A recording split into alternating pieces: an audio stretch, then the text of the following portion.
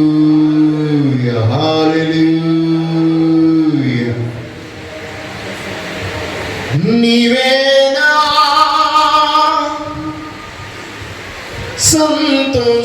సంతోషగానమో సర్వ సంపదలకు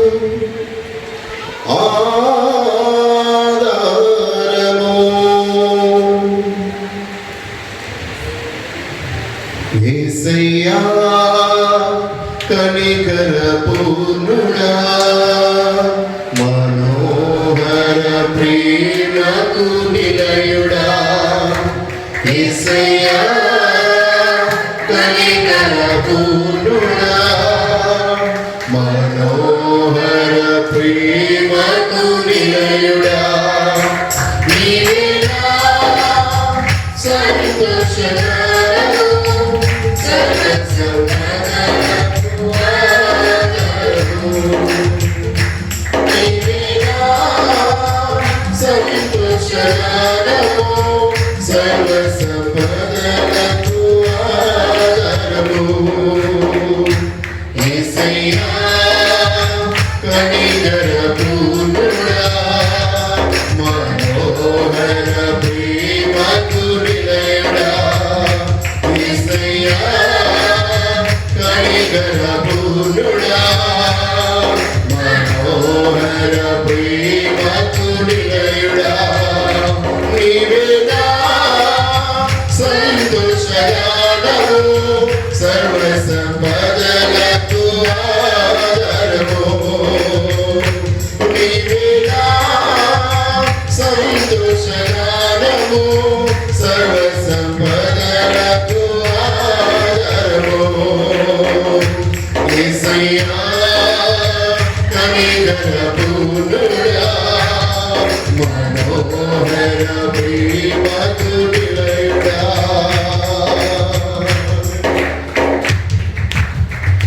నావలనగి ఆశించకయే ప్రేమించితివి నన్ను రక్షించుటకు ఉన్నత భాగ్యము విడచితివి నావలనగి ఆశించకయే ప్రేమించితివి నన్ను రక్షించుటకు ఉన్నత భాగ్యము విడచితివి నీవువా ప్రాణపై ప్రేమ కాచి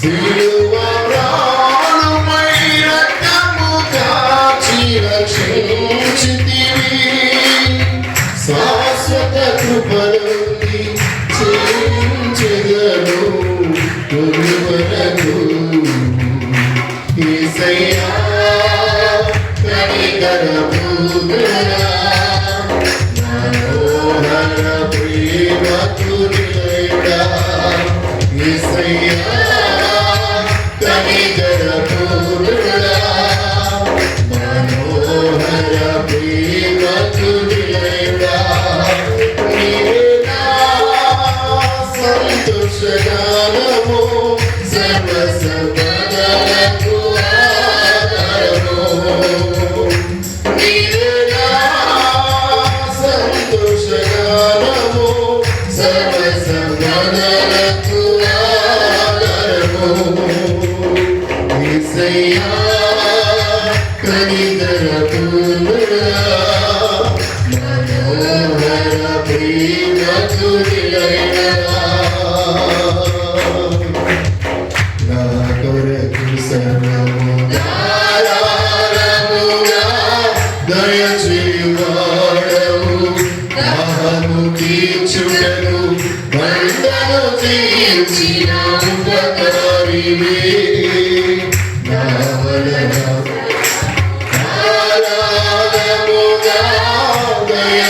దయచేయువాడవు దాహము తీర్చుటకు బంధను తీర్చిన ఉపకారివే అలసిన వారి ఆశను తృప్తి పరచితివి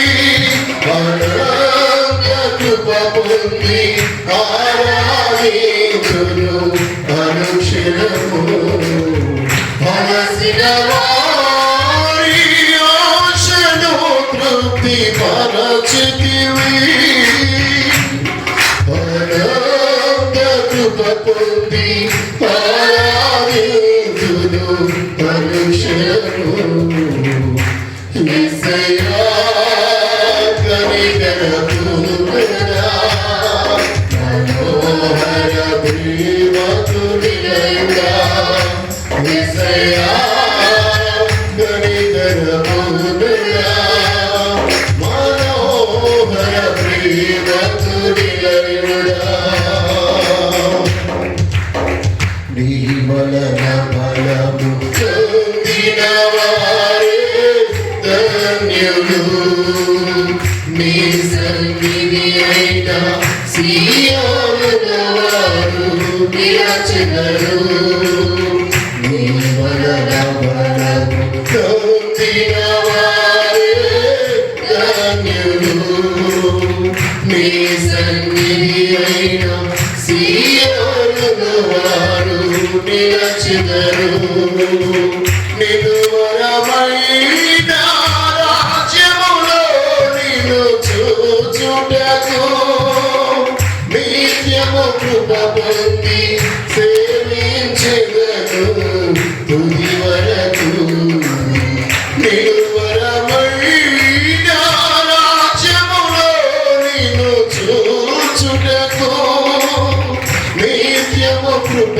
పొంది సేవించెదను తుది వరకు యేసయ్యా కనికరమునా మనోహర ప్రేమకుడిలయుడా యేసయ్యా కనికరమునా మనోహర ప్రేమకుడిలయుడా నీవే నా సంతోషగానము సర్వ సంపదలకు ఆధారము నీవే నా సంతోషగానము సర్వ సంపదలకు ఆధారము యేసయ్యా కనికరమునా మనోహర ప్రేమకుడిలయుడా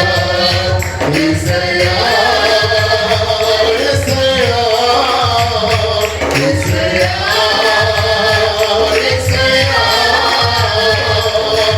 ఆరాధనకు యోగ్యుడవు ఎల్లవేళలా పూజ్యుడవు ఆరాధనకు యోగ్యుడవు ఎల్లవేళలా పూజ్యుడవు ఆరాధనకు యోగ్యుడవు ఎల్లవేళలా పూజ్యుడవు ఆరాధనకు యోగ్యుడవు ఎల్లవేళలా పూజ్యుడవు ఆరాధనకు యోగ్యుడవు ఎల్లవేళలా పూజ్యుడవు ఎల్లవేళలా పూజ్యుడవు ఆరాధనకు యోగ్యుడవు ఆరాధన స్తుతి ఆరాధన ఆరాధన స్తుతి ఆరాధన ఆరాధన స్తుతి ఆరాధన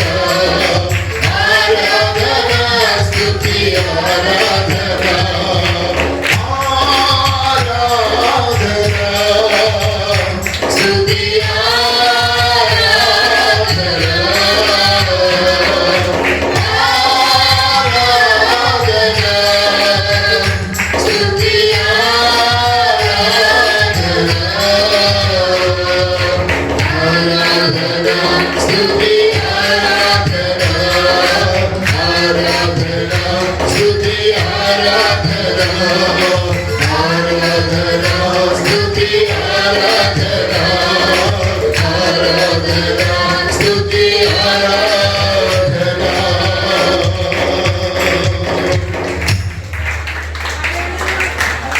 నీవే గదానా ఆరాధన నీవే గదానా ఆరాధన ఆరాధన స్తుతి ఆరాధన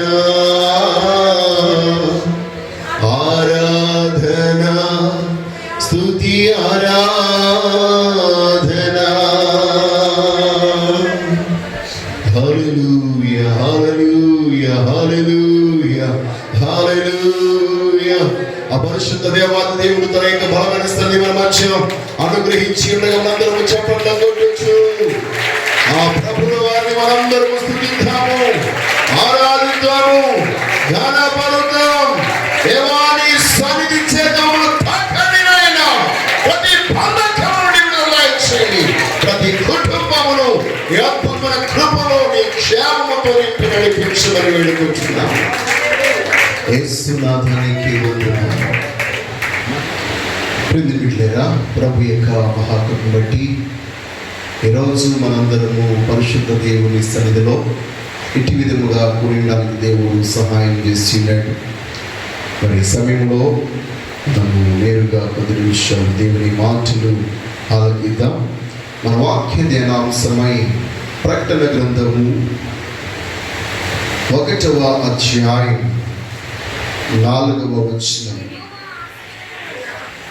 యోహాను ఆసియాలో ఉన్న 7 సంఘములకు శుభమని చెప్పి వ్రాయడని, వర్తమాన భూత భవిష్యత్ కాలములలో ఉన్నవారి నుండి ఆయన సింహాసనం ఎదుటనున్న 7 ఆత్మల నుండి నమ్మకమైన సాక్షి, మృతులలో నుండి ఆది సంభూతుడుగా లేచిన వాడు, భూపతులకు అధిపతియునైన యేసు క్రీస్తు నుండి కృపా సమాధానములు మీకు కలుగును కాక. అదే ప్రకారంగా 4వ అధ్యాయం 5వ వచనం. ఆ సింహాసనములో నుండి మెరుపులను, ధ్వనులను, ఉరుములను బయలుదేరుచున్నవి. మరియు ఆ సింహాసనము ఎదుట 7 దీపములు ప్రజ్వలించుచున్నవి. అవి దేవుని 7 ఆత్మలు. ఆమె ప్రియమైన బిడ్డలారా, మళ్ళా 5వ అధ్యాయం 6వ వచనం మరొకరు చదవండి. మరియు సింహాసనమునకు ఆ 4 జీవులకు పెద్దలకు మధ్య వధింపబడినట్లుండిన గొర్రె పిల్ల నిలిచి ఉండట చూచితిని.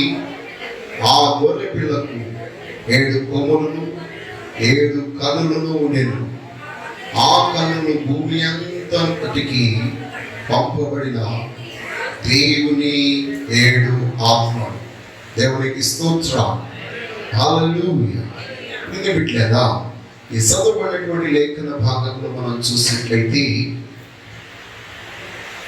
పరిశుద్ధ గ్రంథంలో 7 అనే సంఖ్యకు ఎంతో ఉన్నతమైన ప్రాధాన్యత కలదు. 7 దేవుని సంఖ్య, పరిపూర్ణమైన సంఖ్య.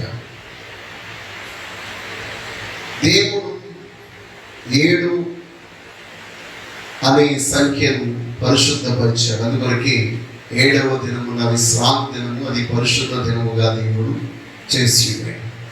ఈ సమయమందు దేవుని యొక్క 7 ఆత్మలు అంటే ఏంటి అనే విషయాన్ని ఒక ఇంత మనం పరిశీలించేద్దాం.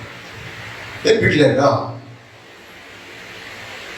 7 ఆత్మలు ఉన్నాయా, లేక దేవుని యొక్క ఆత్మ 7 రకాలుగా 7 విధాలుగా మన ఎడల కార్యములు జరిగించి ఉన్నదా అనే విషయాన్ని మనం పరిశీలించుకుందాం. ఈ వాక్య భాగాన్ని మనం పరిశీలన చేస్తే దేవుని యొక్క 7 ఆత్మలు అనే మాట ముమ్మారు చెప్పబడుట మనము ప్రకటన గ్రంథంలో చూస్తున్నాం. దేవునికి స్తోత్రం కలుగును గాక, హల్లెలూయా. అయితే మొట్టమొదటిగా దేవుని ఆత్మ ఏమై ఉన్నది?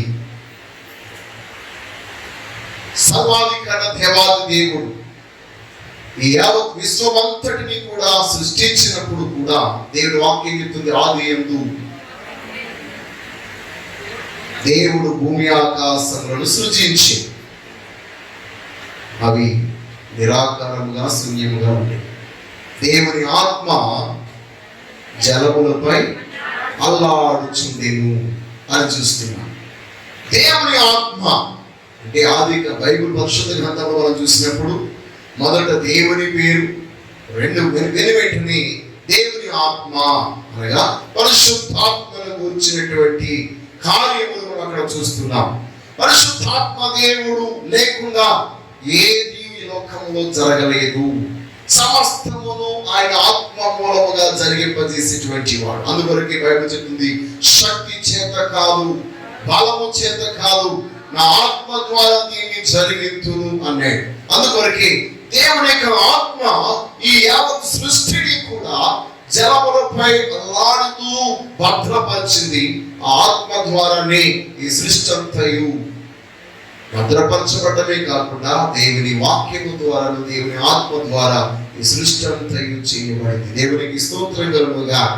అయితే దేవుని బిడ్డలారా, మొట్టమొదటిగా మనం చూసినట్లయితే దేవుని ఆత్మ కృప కలిగిన ఆత్మ, ద స్పిరిట్ ఆఫ్ గ్రేస్. దేవుని ఆత్మ ఏమైనది? కృప కలిగిన ఆత్మ.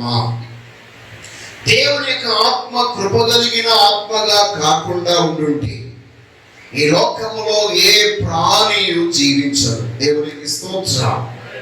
ఉదాహరణకి మనం కూడా ప్రాణాత్మ శరీరాలు కలిగిన వారు. చాలా సందర్భాలు అంటుంటాం, మనము ఎదుటి వారి మీద కోపము లేక ఏదైనా పగ ఉన్నప్పుడు నా మనసులో ఉన్న పగ ఎప్పటికి పోదు అని అంటూ ఉంటాం.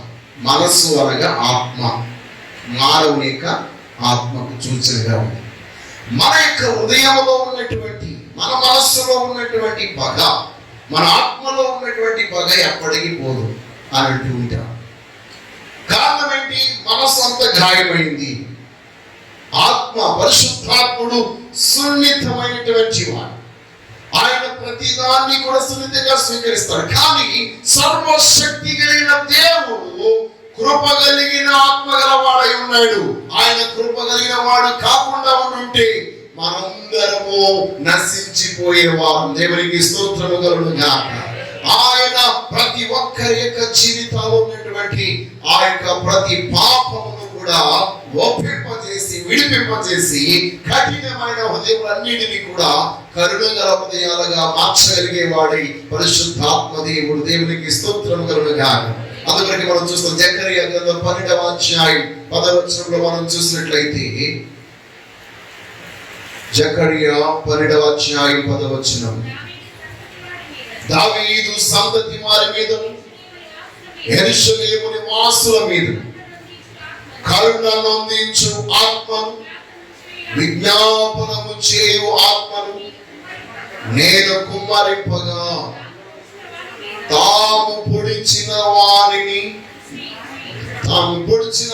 మీద దృష్టి ఉంచి ఒకడు తన ఏక కుమారుని విషయమై దుఃఖించినట్టు, తన జ్యేష్ఠ కుమారుని విషయమై ప్రలాపించినట్లు అతని విషయమై దుఃఖించుచు ప్రలాపింతు. దేవునికి స్తోత్రము కలుగునుగా. ఈ లేఖన భాగంలో మనం చూసినప్పుడు దేవుడు ప్రతి ఒక్కరి పైన కరుణ అందించు ఆత్మను కుమ్మరింపజేస్తున్నట్టున్నాడు. కారణం ఏమనగా, మన అందరము కూడా సృష్టికర్త అయినటువంటి దేవాది దేవుణ్ణి మన కొరకై తను తాను అప్పగించుకుని తన ప్రాణమును అర్పించినటువంటి ప్రభువైన యేసు క్రీస్తుని దృష్టించగలగాలంటే కరుణ కలిగిన ఆత్మ మనకి కావాలి. దేవునికి స్తోత్రం. ఈనాడు చాలా మంది యేసు క్రీస్తు వారి యొక్క బలి అర్పణను, బలియాగమును తప్పుపడుతున్నారు. వారు పలు విధాలుగా మాట్లాడుతున్నారు. ఆయన చేత కానివాడని, ఆయన ఏమి చేయలేక సిలువ మీద వేలాడుతూ ఉన్నాడని, ఆయన ఏక శక్తి లేని వాడని వారు మాట్లాడుతున్నారు.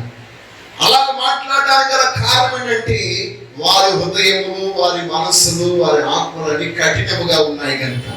కానీ దేవుని యొక్క ఆత్మ కరుణ కలిగిన ఆత్మ. దేవునికి స్తోత్రం. కృప కలిగిన ఆత్మ. ఆ ఆత్మ ఎప్పుడైతే ప్రతి ఒక్కరిపై కుమ్మరించబడుతుందో, ఎవరైతే ఆయన ఎగతాళి చేశారో, ఎవరైతే ఆయన అవమానపరిచారో, వారందరూ కూడా గాయ పొందిన ఆ యేసయ్య వైపు చూచి ప్రలపిస్తూ రక్షణ పొందుతారట. దేవునికి స్తోత్రం కలుగునుగాక. ఈ రోజు అంత్య కాలంలో దేవుడు ఆ కార్యం చేయనై ఉన్నాడు కనుక ప్రతి ఒక్కరూ సన్నిధిలో ఆ గొప్ప దేవుని యొక్క కృప కలిగిన ఆత్మను పొందుదురు గాక.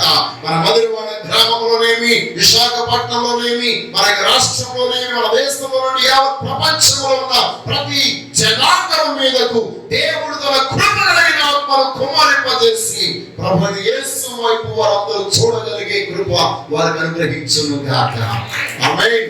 ఎలాగనగా కృప మాత్రమే మానవుని రక్షించగలదు.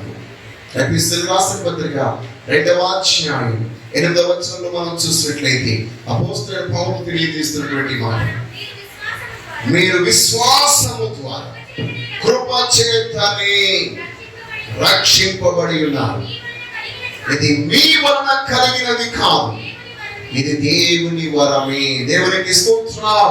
ప్రియమైన బిడ్డలారా, కృప చేతనే ఈ లోకంలో మానవుడు రక్షణ పొందుతున్నాడు. కాబట్టి దేవుని ఆత్మ కృప కలిగిన ఆత్మ గలవాడై ఉన్నాడు కనుక ఆయన మనందరిలో తన వరమును కనబరుస్తూ, తన ప్రేమను వ్యక్తపరుస్తూ, తన దయను వ్యక్తపరుస్తూ మనందరినీ ఆయన తన అద్భుతమైన కృపలో రక్షించుకొని ఉన్నాడు. కనుకని ఈ రోజు మనందరము పరిశుద్ధ దేవుని సన్నిధిలో ఇట్టి విధముగా ప్రభుని ఆరాధిస్తున్నాం. దేవునికి స్తోత్రం. హల్లెలూయా.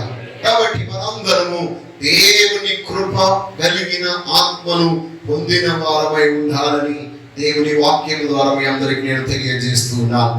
అపోస్తలుడైన పౌలు అంటాడు తిమోతికి రాసిన 2వ పత్రిక 2వ అధ్యాయం 1వ వచనంలో మనం చూసినప్పుడు, నా కుమారుడా, క్రీస్తు యేసునందున్న కృప చేత బలవంతుడవు కమ్ము. అనగా దేవుని యొక్క కృప కలిగిన ఆత్మ మనలను కేవలం రక్షించున్నది మాత్రమే కాదు, ఈ లోకంలో ఉన్న క్లిష్టమైన పరిస్థితులు అన్నిటిలోనూ కూడా కృంగిపోకుండా మనను బలపరిచి ముందుకు నడిపించేది. కాబట్టి అట్టి కృప కలిగిన ఆత్మ గల వారమే మనం ఉండాలని దేవుని వాక్యం ద్వారా మీకు తెలియజేస్తున్నాను. రెండవదిగా మనం చూసినట్లయితే దేవుని యొక్క ఆత్మ జీవము కలిగిన ఆత్మ, ద స్పిరిట్ ఆఫ్ లైఫ్. ఏ ఆత్మ అండి? జీవము కలిగిన ఆత్మ. అంటే చచ్చిన వారిని, శూన్యముగా ఉన్న దానిని, నిరాకారముగా మారిపోయిన వారిని, అసలు చలనము లేని దానికి చలనమును, జీవమును అనుగ్రహింపజేయగలిగేది దేవుని ఆత్మ. దేవునికి స్తోత్రం. హల్లెలూయా.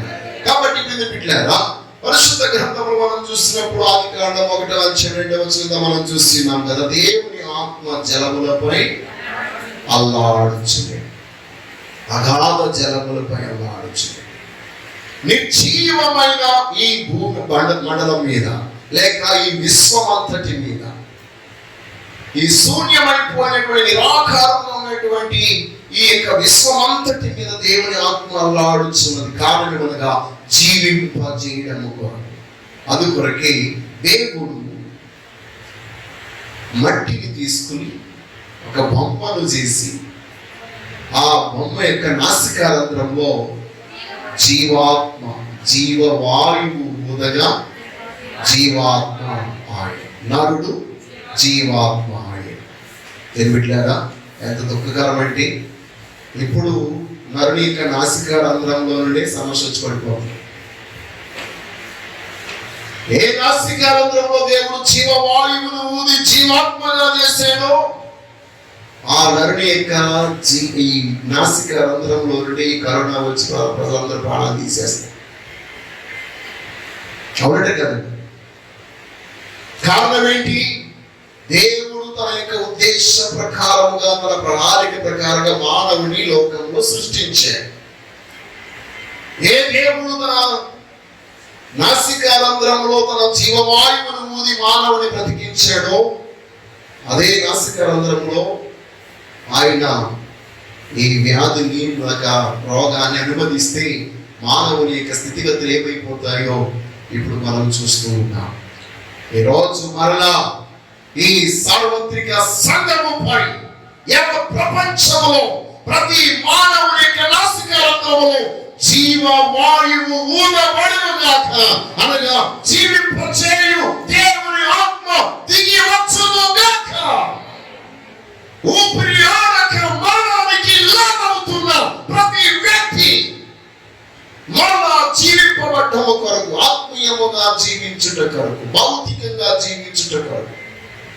మానసికంగా జీవించుట కొరకు ఈరోజు మనము పరిశుద్ధాత్మను పొందిన వారమై ఉండాలి. దేవునికి స్తోత్రం.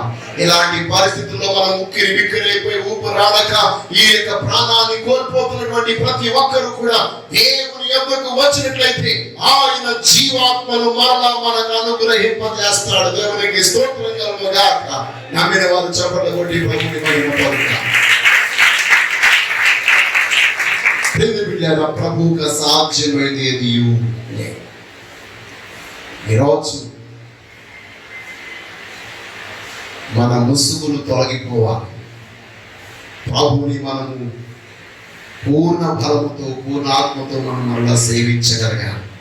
అలా సేవించగలగాలంటే ఈ నాసిక రంధ్రములో ఉన్న మరణం యేసు నామములో తొలగిపోవాలి. దేవునికి స్తోత్రం. జీవాత్మ మరలా ప్రవేశించాలి. మరణము నశించాలి. మరణములు విరగొట్టబడాలి. దేవునికి స్తోత్రం. పెద్ద బిడ్డలారా, రోమీయులకు రాసిన పత్రిక 8వ అధ్యాయం 2-3 వచనం చూడండి. క్రీస్తు యేసునందు జీవమునిచ్చు ఆత్మ యొక్క నియమం పాప మరణముల నియమము నుండి నన్ను విడిపించేను. దేవునికి స్తోత్రం. ఈరోజు మానవుని యొక్క పాపం మరణానికి ఒక నియమం ఉంది. ఆ నియమం ప్రకారంగానే మానవుడి లోకయాత్ర ముగించి వెళ్ళిపోతూ ఉన్నాయి. కానీ దేవుని వాక్యం చెప్తుంది, క్రీస్తు యేసు యొక్క ఆత్మ జీవింపజేయు ఆత్మ అని చెప్పబడింది కదండి. జీవమునిచ్చు ఆత్మ యొక్క నియమం. ఈ రోజు మనందరము ఏ నియమంలోనికి రావాలి? మరణ నియమంలో ఉన్న మనం మరణం కొరకే నియమించబడ్డాం. పాపము కొరకు నియమించబడ్డాం. ఎందుకంటే పాపము చేసిన అపరాధము చచ్చిన వారమై ఉన్నాం. అంతేకాకుండా పాపము చేసి దేవుని మహిమను పొందలేని స్థితిలో ఉన్నాం మనం. రోమీయులకు రాసిన పత్రిక 3వ అధ్యాయం 23వ వచనం ప్రకారం అందరూ పాపము చేసి దేవుడు అనుగ్రహించే మహిమను పొందలేకపోవచ్చున్నారు. దేవుని మహిమను పొందలేనటువంటి మనం పాప నియమానికి మరణ నియమానికి లోనైపోయిన మనందరినీ దేవుడు తన యొక్క కుమారుడైన క్రీస్తు ద్వారా జీవమునిచ్చు ఆత్మ నియమమునకు మనలను లోపరిచి ఇప్పుడు మనము దేవుని యొక్క ఆత్మ నియమములో ఉండి జీవించినట్లుగా దేవుడు మళ్ళా మనల్ని బ్రతికించాడు. దేవునికి స్తోత్రం కలుగును గాక. హల్లెలూయా. ఈ లోకంలో ఎవరైతే ఆత్మ నియమములోనికి రారో వారు చనిపోతే నరకానికి పోతారు. వారు నిత్య జీవంలోనికి ప్రవేశించారు. ఇప్పుడు ఈరోజు చెప్తున్నారు మీ అందరూ, ఒకవేళ నేను కానీ మీరు కానీ ఎవరు చనిపోయామనుకోండి, మనం చచ్చిపోయినట్టు కాదు. ఎందుకని మనం ఎక్కడ ఉంటాం?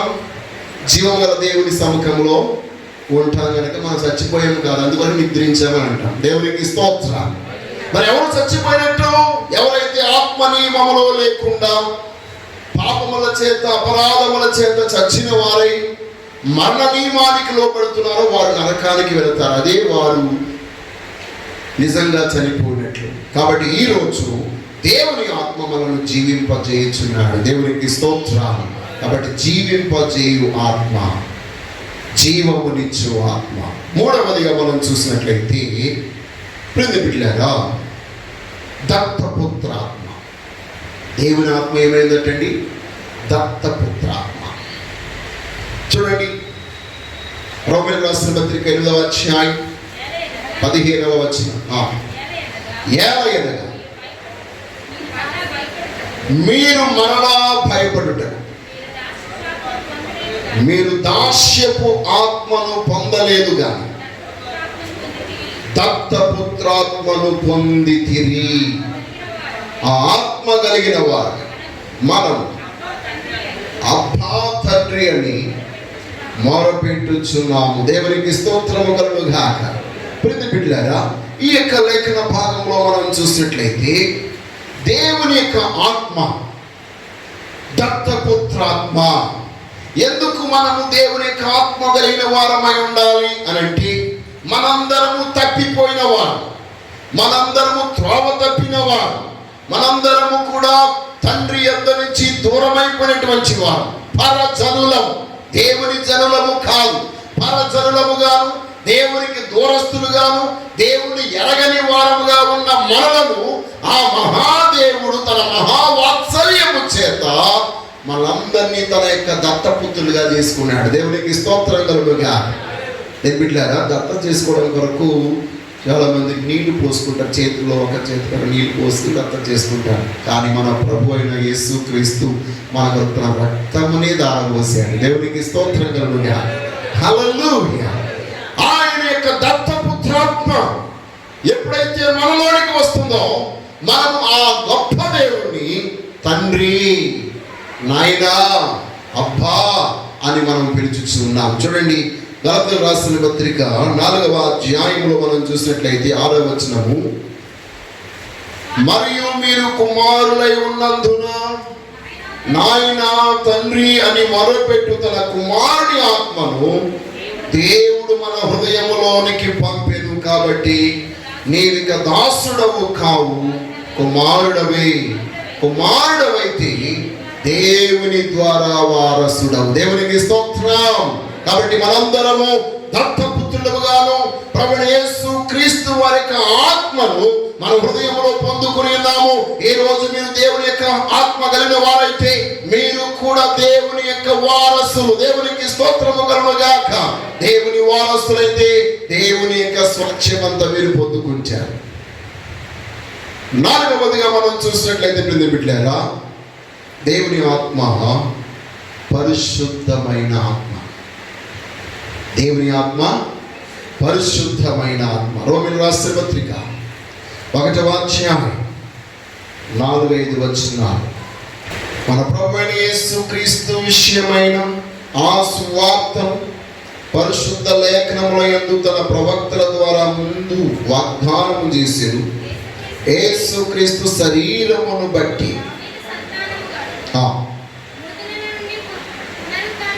పునరుత్థానుడైనందున పరిశుద్ధమైన ఆత్మను బట్టి దేవుని కుమారునిగాను ప్రభావముతో నిరూపింపబడింది. దేవునికి స్తోత్రము కలుగుగాక. దేవుని ఆత్మ పరిశుద్ధమైన ఆత్మ. ఆ పరిశుద్ధమైన ఆత్మ మన మీదకు వచ్చినప్పుడు, లేక మన సంఘములోనికి వచ్చినప్పుడు, మీ అందరినీ ఆ యొక్క ఆత్మ దర్శించినప్పుడు ఏమవుతుందంటే, యెషయా ప్రవచన గ్రంథం 4వ అధ్యాయం 4వ వచనంలో చూడండి, అక్కడ ఎలాంటి రూపాంతరమును దేవుడు మానవునికి అనుగ్రహింపజేస్తాడో బహు స్పష్టంగా చెప్పబడింది. తీర్పు తీర్చు ఆత్మ వలన, దహించు ఆత్మ వలన ప్రభు సియోను కుమార్తెలకున్న కల్మషమును కడిగివేయినప్పుడు యెరూషలేమునకు కలిగిన రక్తమును దాని మధ్య నుండి తీసివేసి దాన్ని శుద్ధి చేయనప్పుడు సియోను కొండలో నుండి ప్రతి నివాస స్థలము మీదను దాని ఉత్సవ సంఘముల మీదను పగలు మేఘ ధూపములను రాత్రి అగ్ని జ్వాల ప్రకాశమును యెహోవా కలుగజేయును. మహిమ అంతటి మీద వితాండముండును. దేవునికి స్తోత్రము కలుగుగాక. ప్రియమిత్రులారా, ఎప్పుడైతే దేవుని యొక్క పరిశుద్ధమైన ఆత్మ మిమ్మల్ని తాకుచున్నదో, మీలో ఉన్న ప్రతి కల్మషము ఆయన తీర్పు తీర్చు ఆత్మ వలన, దహించు ఆత్మ వలన, ఆయన మనకున్నటువంటి ప్రతి కల్మషము, సియోను కుమార్తెలనగా జీవముల దేవుని సంఘం, ప్రతి సంఘము శుద్ధీకరించబడునుగాక. సంఘముల ప్రతి వ్యక్తి యొక్క కల్మషము తొలగిపోవునుగాక. ఎందుకంటే దేవుడు వాక్యమును ఉదక స్నానము చేత ముడతైనను, మచ్చైనను, దాగైనను, మరి అట్టిది ఏదైనది లేకుండా కల్మషము లేని మహిమ కలిగిన సంఘముగా దేవుడు చేయ ఇష్టపడుతున్నాడు. దేవునికి స్తోత్రం. ఎప్పుడైతే మనమందరము దేవుని యొక్క పరిశుద్ధమైన ఆత్మ చేత, అనగా అందువరకే యోహాను చెప్పాడు కదా, నా వెనక వచ్చేవాడు, నేను నీళ్ళలోనే మీకు బాప్తీసం ఇచ్చుచున్నాను, కానీ నా వెనక వచ్చేవాడు ఆ పరిశుద్ధాత్మలోను అగ్నిలోను బాప్తీసం ఇచ్చును. దేవునికి స్తోత్రం. అనగా మనందరినీ శుద్ధీకరించును. మన మనస్సు, మన హృదయం, మన ఆలోచన, మన మాట, మన క్రియ, మన చూపు, మన నడవడిక అన్నీ కూడా పవిత్రమైనవిగా మార్చబడగలగాలంటే ఈ రోజు మనం అందరము పరిశుద్ధమైన ఆత్మను కలిగిన వారమై ఉండాలి. దేవునికి స్తోత్రము కలుగును గాక. పరిశుద్ధమైన ఆత్మని యొక్క ప్రాణాత్మ శరీరాలకు పట్టిన ప్రతి కల్మషమును తొలగింపజేస్తుంది, తీర్పు తీరుస్తుంది. దేవుని ఆత్మ నీలోకి రాగానే ఆ ఆత్మని నీ తీర్పు తీరుస్తుంది, పాపమును ఒప్పింపజేస్తుంది. తీర్పును గురించి, పాపమును గురించి, నీతిని గురించి ఒప్పింపచేయు పరిశుద్ధాత్మ దేవుడు ఎవరినైతే ఉంటారో, ఒకవేళ వారు పొరపాటున ఏ పాపములో పడిపోయినా మరలా వారిని తిరిగి పవిత్రమైన వారుగా, పరిశుద్ధమైన వారుగా మలచి దేవుని బిడ్డగా చేయగలిగిన ఆత్మ పవిత్రమైన పరిశుద్ధమైన ఆత్మ. దేవునికి స్తోత్రం కలుగునుగా. ఏ రోజు అలాంటి పరిశుద్ధమైన ఆత్మ కలిగిన వారమే మన ముందుము గాక. దేవుని యొక్క అద్భుతమైన కృప ద్వారా మనమందరము ప్రభు యొక్క కృపలో ముందుకు సాగుదుము గాక. ఎప్పుడైతే మీరు పరిశుద్ధమైన వారుగా తీర్చబడతారో, నేను వాక్యం చెప్తుంది కదా, రాత్రి అయినా సరే దేవుని యొక్క అగ్నియే మీకు వెలుగుగా, ప్రకాశముగా ఉంటుంది. దేవునికి స్తోత్రము కలుగును గాక. మహిమ మీ గృహములపై, మీ నివాసాలపై వితాండము చేయించుదట. అంటే మీ గృహం ఒక మహిమ గల గృహముగా, అద్భుత కార్యాలు జరగగలిగే గృహముగా, దేవుని కొరకు దేవుని మహిమపరిచే గృహముగా మీ గృహము ఉంటుంది కనుక మీకు ఒక ఆశ్రయము ఉంటుంది. ఆశ్రయము లేని వారిగా, ఆధారము లేని వారిగా ఒకవేళ మీరు ఉన్నారేమో, దేవుడు నిశ్చయముగా మీకు ఒక ఆశ్రయమును అనుగ్రహింపజేస్తాడు. ఆయనే మీకు ఒక పర్ణశాలగా ఉంటాడు. దేవునికి స్తోత్రం కలుగును గాక. నేను బిడ్డలారా, ఎప్పుడైతే మీ హృదయంలోనికి పవిత్రమైన పరిశుద్ధమైన ఆత్మ దిగి వస్తుందో, దేవుని ఆత్మ ఎక్కడుందో అక్కడ స్వాతంత్ర్యం ఉంది. ప్రభు యొక్క ఆత్మ ఎక్కడుంటే అక్కడ స్వాతంత్రం ఉంది. ప్రభు ఆత్మ ఎక్కడుందో అక్కడ ఆయన ఉన్నాడు. దేవునికి స్తోత్రం. మనమందరము పరిశుద్ధ ఆత్మకు ఆలయమై ఉన్నాము గనుక ఈ గుడారము మీద దేవుని మహిమ వితాండవం చేస్తుంది. దేవునికి స్తోత్రం కలుగును గాక. ఐదవదిగా మనం చూసినట్లయితే బిడ్డలారా, దేవుని ఆత్మ, పరిశుద్ధాత్మ ఎప్పుడైతే మనము కలిగిన వారము ఉంటామో మనకి తెలియకుండానే విజ్ఞాపనం చేస్తాడు. దేవుని ఆత్మ విజ్ఞాపన ఆత్మ. రోమీయులకు రాసిన పత్రిక 8వ అధ్యాయం 26వ వచనం, 26:27. అటువంటి ఆత్మ మన బలహీనతలను చూచి మనకు సహాయము చేయుచున్నాడు. ఎలైనగా మనం యుక్తముగా ఎలాగో ప్రార్థన చేయవలనో మనకు తెలియదు, కానీ ఉచ్చరింప సఖ్యము కాని మూలుగులతో ఆ ఆత్మ తానే మన పక్షముగా విజ్ఞాపనము చేయుచున్నాడు. మరియు హృదయములను పరిశోధించువాడు ఆత్మ యొక్క మనస్సు ఏదో ఎరుగును. ఎలైనగా ఆయన దేవుని చిత్త ప్రకారం పరిశుద్ధుల కొరకు విజ్ఞాపనము చేయించున్నాడు. దేవునికి స్తోత్రం కలుగును గాక. నేను బిడ్డలారా, ఈ యొక్క లేఖన భాగంలో మనం చూసినట్లయితే పరిశుద్ధాత్మ దేవుడు విజ్ఞాపనము చేయువాడై ఉన్నాడు, అనగా విజ్ఞాపన ఆత్మ అయి ఉన్నాడు. దేవుని యొక్క ఆత్మ కలిగిన వారు, ఇప్పుడు మీరు చాలా మంది చెప్తూ ఉంటారు, పాస్టర్ గారు అండి మునుపట్లాగా నేను ప్రార్థన చేయలేకపోతున్నానంటే అర్థం ఏంటంటే దేవుని ఆత్మను మీరు పోగొట్టుకున్నారనమాట, లేక దేవుని యొక్క ఆత్మకు మీరు దూరంగా ఉన్నారు, లేక దేవుని ఆత్మ ప్రేరణకు మిమ్మల్ని మీరు అప్పగించుకోవట్లేదని అర్థం. ఎప్పుడైతే దేవుని ఆత్మ కలిగిన వారుగా ఉంటారో దేవుని ఆత్మ మిమ్మల్ని ఎల్లప్పుడూ ప్రార్థనలోనికి, విజ్ఞాపనలోనికి, మీకు అసలు చెప్పసఖ్యము కానీ మీకు ఇష్టం లేకపోయినా ఆ ఆత్మ మిమ్మల్ని బలవంతం చేసి ప్రార్థన చేయిస్తుంది. దేవునికి స్తోత్రం కలుగునుగా. హల్లెలూయా. నా మాట అర్థమవుతుందా? ప్రార్థన చేయలేకపోయినప్పుడు దేవుని ఆత్మ లేకపోవడం కాదు, దేవుని ఆత్మ ఉన్నా ఆ ఆత్మ ప్రేరణకు మనం లోబడకపోవడం. ఆ ఆత్మ బలవంతం చేస్తున్నా మనం ఏంటంటే తిరస్కరించడం. ఇప్పుడు ఎలాగంటే అమ్మ మనల్ని నిద్ర లేపుతుంది, కొంచెం అలాగే ఆత్మ మనల్ని ప్రార్థన చేయమన్నా సరే కొంచెం నీరసం, తర్వాత ఒక 5 నిమిషాల తర్వాత 5 నిమిషాల తర్వాత కళ్ళు మూస్తాం, 5 గంటల తర్వాత లేస్తాము. దేవునికి స్తోత్రం. ఇలాంటి చాలా సందర్భంలో జరుగుతూ ఉంటుంది. కానీ దేవుని ఆత్మ మనల్ని ఎప్పుడు కూడా ప్రార్థించడానికి బలవంతం చేస్తుంది. దేవునికి స్తోత్రం కలుగునుగా. కాబట్టి ఈరోజు మీరందరూ ప్రార్థనా పరులు అవ్వాలంటే వాళ్ళ సలహాలు వీళ్ళ సలహాలు అవసరం లేదు. మనకి పరిశుద్ధాత్మ సలహా వింటే చాలు, ఎవ్వరు చేయలేనంతగా మీరు ప్రార్థన చేయగలుగుతారు. దేవునికి స్తోత్రం కలుగుగా. దేవుడి రోజు విజ్ఞాపన ఆత్మను మీపై కుమ్మరించును గాక. ఎందుకంటే అన్నాడు, కరుణనుందించు ఆత్మయు విజ్ఞాపన ఆత్మయు నేను వారిపై కుమ్మరించినప్పుడు. దేవునికి స్తోత్రం. మనము మన కొరకే గాయపడిన యేసయ్యను మనం చూసి విలపిస్తూ రోధిస్తూ ప్రార్థన చేస్తామట. దేవునికి స్తోత్రం కలుగును గాక. అలాంటి కన్నీటి ప్రార్థన ఈ సంఘములో ఉద్భవించును గాక.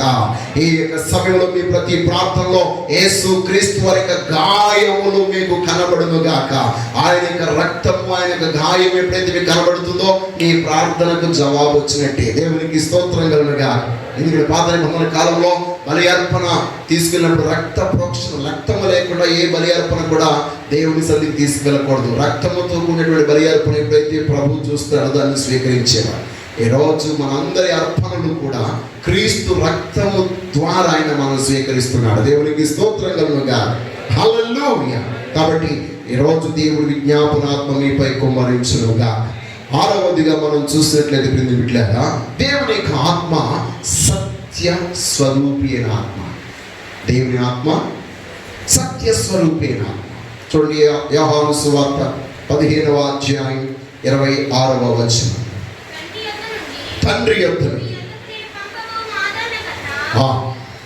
అనగా తండ్రి యొద్ద నుండి బయలుదేరి సత్య స్వరూపి అయిన ఆత్మ వచ్చినప్పుడు ఆయన నన్ను గూర్చి సాక్ష్యమిచ్చును. దేవునికి స్తోత్రము కలుగునుగా.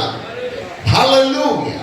బిడ్డలారా, మనము అబద్ధమాడ జాలని వారముగా సత్యవంతులుగా మనం ఉండగలగాలంటే మనలోనికి దేవుని యొక్క సత్య స్వరూపి అయిన వారి ఆత్మ మనలోకి రావాలి. దేవునికి స్తోత్రం కలుగునుగా.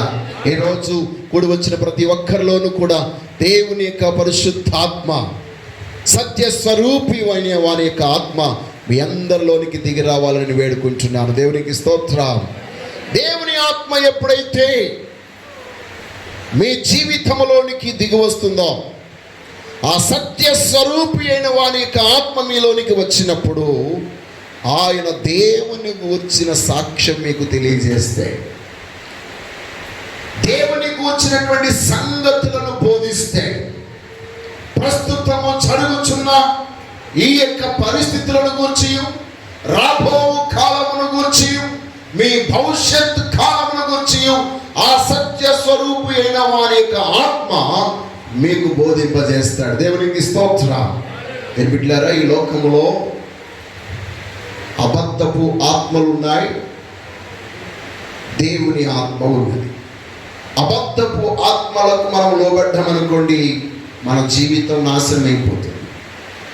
ఒక్కొక్కసారి మన ఆత్మ కూడా మనకు అబద్ధం చెప్తుంది. అలాంటి సమయంలో దేవుని ఆత్మ మనకు సత్యమును బోధిస్తుంది. దేవునికి స్తోత్రము కలుగునుగా. బిడ్డలారా, మనం ఎంతటి గొప్ప విశ్వాసులమైన, గొప్ప ప్రార్థనాపరులమైన ఒక చిన్న సంఘటన చాలు మన విశ్వాసం, మన ఆత్మీయత అంతా పతనమైపోవాలి. చిన్న సంఘటన, అది మన జీవితంలో కూడా కాదు, మరొకరి జీవితంలో జరిగిన సంఘటన చాలు మన ఆత్మీయ భ్రష్టులమైపోవడానికి. కారణం ఏమనగా వెంటనే అబద్ధపు ఆత్మ, భ్రమపరచు ఆత్మ మనల్ని ఆవరించి మనలో ఉన్న బలహీనతను వాడుకుని అసత్యములోనికి నడిపించి దేవుడే లేడన్నట్టుగా చెప్పిస్తుంది.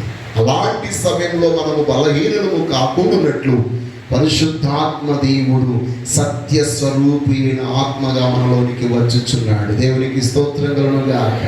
హల్లెలూయా, హల్లెలూయా. 1912లో టైటానిక్ షిప్ మునిగిపోయింది. ఆ యొక్క షిప్ అంతటిలోనూ ఒక దీనుడైన ఒక పాస్టర్ ఉన్నారు. ఆ పాస్టర్ గారికి మరొక ప్రాంతంలో దేవుని వాక్యమును బోధించడానికి ఒక సిరీస్ ఆఫ్ ప్రీచింగ్, అంటే ఒకే ప్రసంగమును వరుస క్రమంలో బోధించడానికి, ఒక అంశం మీద వరుసగా బోధించడానికి ఆహ్వానం పలకబడి ఆ ప్రాంతానికి వెళ్ళడం కొరకు ఈయన ఆ షిప్ ఎక్కాడు. అందరూ వారి వారి పనుల్లో ఉన్నారు. ఈ మాత్రం ఆయనకి ఇవ్వబడిన ఒక గదిలో ఉండి ఆ ప్రీచింగ్స్ సిద్ధపరచుకుంటున్నాడట. ఆయనకి ఓన్లీ 40 years, 40 సంవత్సరాల వయసు. కానీ ఈ షిప్ ఎప్పుడైతే కదలికలో మార్పు వచ్చిందో బయటికి వచ్చి ఆయన ప్రసంగం మొదలుపెట్టాడు. మామూలుగా కాదు, బిగ్గరగా అరుస్తూ, ఎదుగో మీలో ఇంకెవరైనా రక్షణ పొందలేని వారు ఎవరైనా ఉంటే మీరు రక్షించబడండి, రక్షించబడండి. ఇదే ప్రీచింగ్. యేసు క్రీస్తుని మీ సొంత రక్షణగా అంగీకరించి రక్షించబడండి. ఆయన ఎంతో ప్రసంగాలు సిరీస్ సిద్ధపరిచాడు. కానీ దేవుడు ఆ పడవలో తను ఉంచడానికి గల కారణం, లేదా ఆ షిప్లో తను ఉంచడానికి గల కారణం, వాళ్ళు రక్షణ పొందలేని వారికి రక్షణ సువార్త అందించడం కొరకట.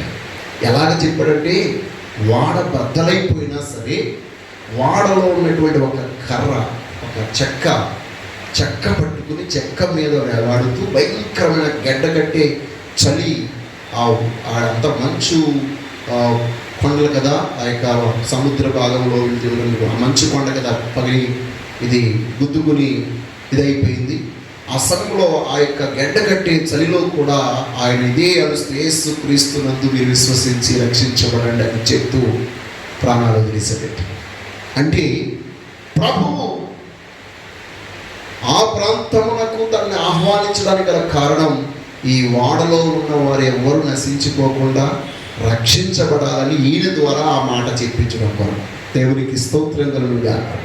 ప్రియమిత్రులారా, మన యొక్క జీవితంలో సత్య స్వరూపి అయిన ఆత్మ మనలో ఉన్నప్పుడు దేవుని యొక్క రక్షణ గురించినటువంటి ఉపదేశాన్ని మనం వినగలుగుతాం. అనేకులకు సత్యాన్ని మనం బోధించగలుగుతాం. కాబట్టి దేవుని యొక్క ఆత్మ మీలోనికి వచ్చునుగాక. అందుకొరకే యోహాను సువార్త 16వ అధ్యాయంలో మనం చూస్తాం, సత్య స్వరూపి అయిన ఆత్మ మీలోనికి వచ్చినప్పుడు ఆయన సర్వసత్యములోనికి మిమ్మల్ని నడిపిస్తాడు, రాబో సంగతులను మీకు బోధిస్తాడని దేవుని వాక్యం బహు స్పష్టంగా తెలియజేస్తుంది. కాబట్టి ఆ సత్య స్వరూపి అయిన ఆత్మ మీలో ఉండునుగాక. 7వదిగా మనం చూసినట్లయితే మహిమ కలిగిన ఆత్మ. దేవుని ఆత్మ ఏ ఆత్మ అండి? మహిమ కలిగిన ఆత్మ. పేతురు రాసిన మొదటి పత్రిక 4వ అధ్యాయం 14వ వచనం, క్రీస్తు నామము నిమిత్తం మీరు నింద పాలైన ఎడల మహిమా స్వరూపి అయిన ఆత్మ అనగా దేవుని ఆత్మ మీ మీద నిలుచుచున్నాడు గనుక మీరు ధన్యులు. దేవునికి స్తోత్రం. ఈ వాక్య భాగంలో మనం చూసినప్పుడు ప్రియమిత్రులారా, యేసు క్రీస్తు నామము నిమిత్తం మీరు నిందల పాలైన ఎడల, మనము నిందల పాలవుతున్నాము అని అంటే దేవుని యొక్క మహిమ కలిగిన ఆత్మ మన మీదకి వస్తుందట. దేవునికి స్తోత్రం. ఏంటి మహిమ కలిగిన ఆత్మ? మీరు ఎంత నిందించబడుతున్నారో అంతకంటే 1000 రెట్లుగా మిమ్మల్ని అందరి ఎదుట మహిమ పరచగలిగిందంటే ఘనపరచగలిగే ఆత్మ. దేవునికి స్తోత్రం కలుగుగాక. మీరు ఎంత కించపరచబడ్డారో, ఎంత అవమానపరచబడ్డారో, ఎంత ఎగతాళి చేయబడ్డారో, ఎంత నీచకంగా చూడబడ్డారో, అలాంటి సమయంలో దేవుని యొక్క మహిమ కలిగిన ఆత్మ మీ మీద నిలుచును. దేవునికి స్తోత్రం. ఆయన మీ మీద నిలుచుచున్నాడు కనుక మీరు ధన్యులు. ఈ లోకమంతా మిమ్మల్ని అవమానపరచిన దేవుని మహిమ కలిగిన ఆత్మను మనకు కనపరుస్తున్నాడు. దేవునికి స్తోత్రం. ఆనాడు యెహోషువను ఇశ్రాయేలందరూ కించపరిచారు, కానీ దేవుని ఆత్మ తన మీద ఉంది కనుక ఈ దేవుడే స్వయంగా చెప్పిన, ఇదిగో ఇతరులాగా దేవుని ఆత్మ కలిగిన వ్యక్తి ఎవడు, ఇతన్ని నీ తదుపరి తన నాయకుడిని చేయమని మోషేకు దేవుడు సెలవిచ్చాడు. దేవునికి స్తోత్రం. ఈరోజు ఏ మనుషులైతే తిరస్కరించారు, అవమానపరిచారు, అందరూ కూడా యెహోషువకు భయపడ్డారట, యెహోషువను ఘనపరిచారట. వారందరి ఎదుట దేవుడు అతన్ని హెచ్చించాడు కనుక ఇశ్రాయేలందరూ యెహోషువను ఘనపరిచారు. దేవునికి స్తోత్రం.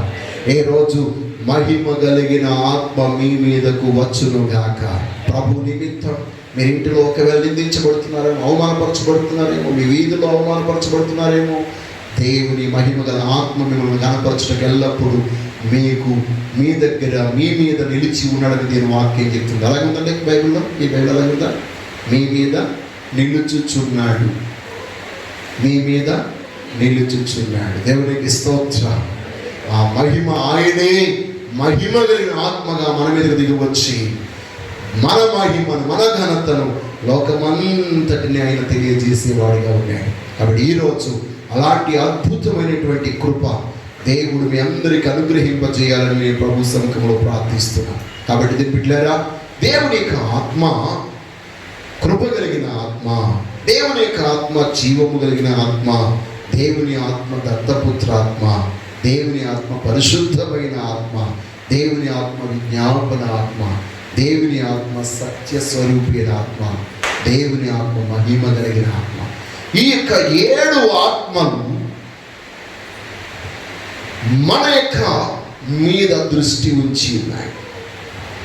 ఈ 7 కన్నులుగా మన మీద దృష్టి ఉంచి మన జీవితంలో ఏనాడు మనం తప్పిపోకుండా నిమిత్తం ప్రభు యొక్క సింహాసనమును స్వాధీనపరచుకోవాలని, పరలోక రాజ్యమునకు చేరాలని, యోహాను ఎలాగైతే పరలోక ద్వారములు తెరవబడి ఇదిగో ఇక్కడికి ఎక్కి రమ్మనే పిలుపు విన్నాడో, నీవు నేను మనందరం ఆ పిలుపు వినాలని దేవుడు తన ఆత్మ ద్వారా ఈరోజు మనకి తెలియజేస్తున్నాడు.